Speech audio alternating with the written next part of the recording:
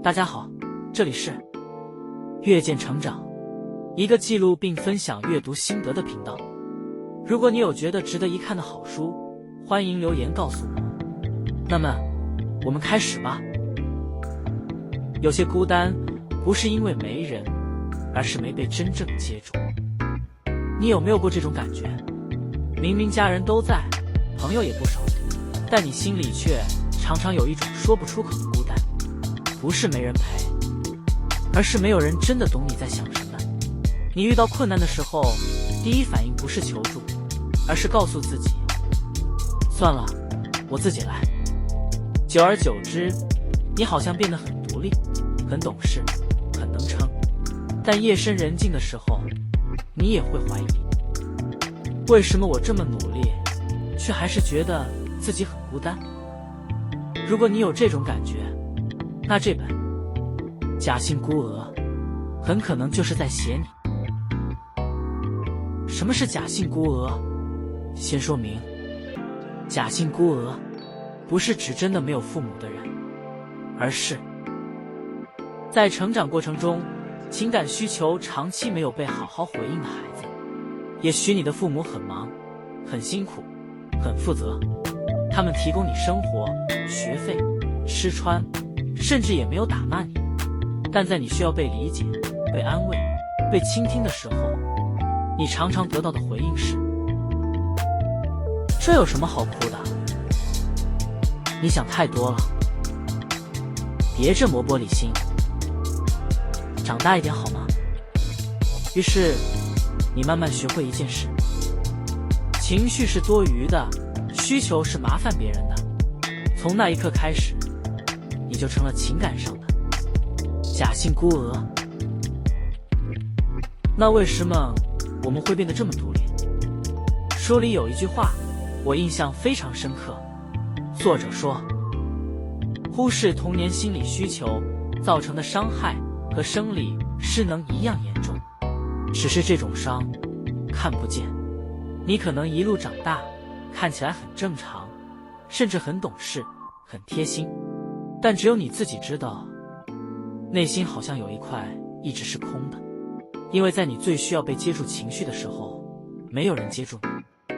很多假性孤儿都是被迫提早长大的孩子。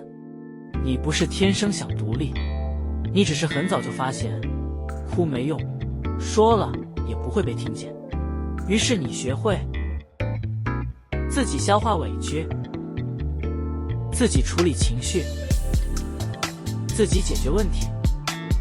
表面看起来你很成熟，很可靠，但其实你只是把需要被爱这件事藏得很深，而且藏久了，你甚至会忘记，原来自己也是可以被照顾的。在书中吧，情感缺失的父母大致分成4种类型。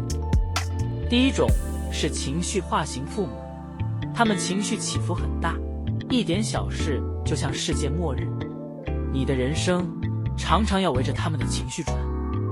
第二种是消极逃避型父母，他们不吵不闹，但什么都不管，当家里出问题，他们选择装没看到。第三种是冷漠型父母，他们不喜欢情感交流，也不喜欢被打扰，你从小就知道靠近他们是不被欢迎的。第4种是神经质、完美主义型父母，他们要求高，标准严，爱常常是有条件的。但不管是哪一型，他们都有一个共同点，他们把大量的注意力放在自己身上，而不是孩子的情绪。角色颠倒的亲子关系，在这样的家庭里很容易发生一件事：孩子提早变成大人，你会下意识照顾爸妈的情绪，替他们着想，安抚他们，你甚至比他们还懂他们，但却没有人真正照顾你。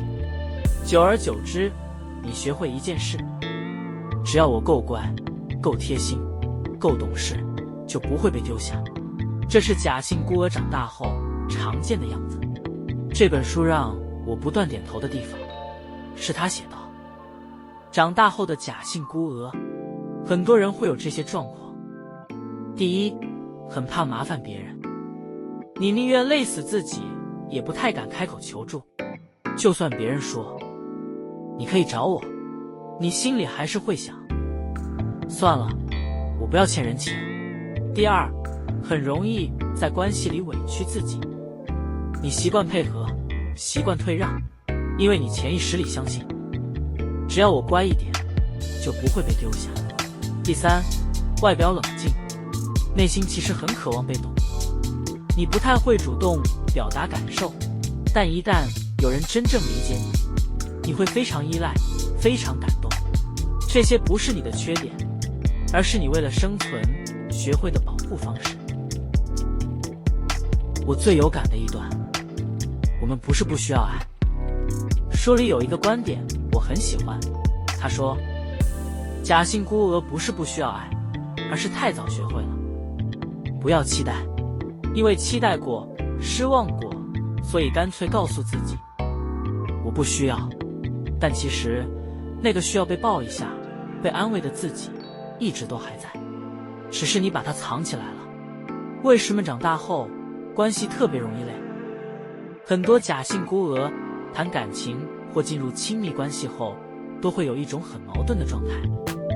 一方面很渴望靠近，被重视，另一方面又很怕太依赖对方。你可能会想，如果我太需要你，你会不会觉得我很黏？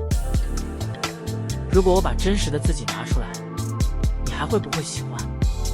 所以你一边付出，一边压抑，一边想被爱，一边又不敢要，久了关系就变得很累。这本书不是要你怪父母，我很喜欢假性孤儿的一点是，它不是一本要你指责父母的书，作者反而一直提醒，很多父母不是不爱，而是不会爱。他们也可能是在情感匮乏的环境中长大，所以不知道怎么回应孩子的情绪。这不是要合理化伤害，而是让你理解，你会这样，不是因为你有问题。真正重要的是，现在的你可以怎么做？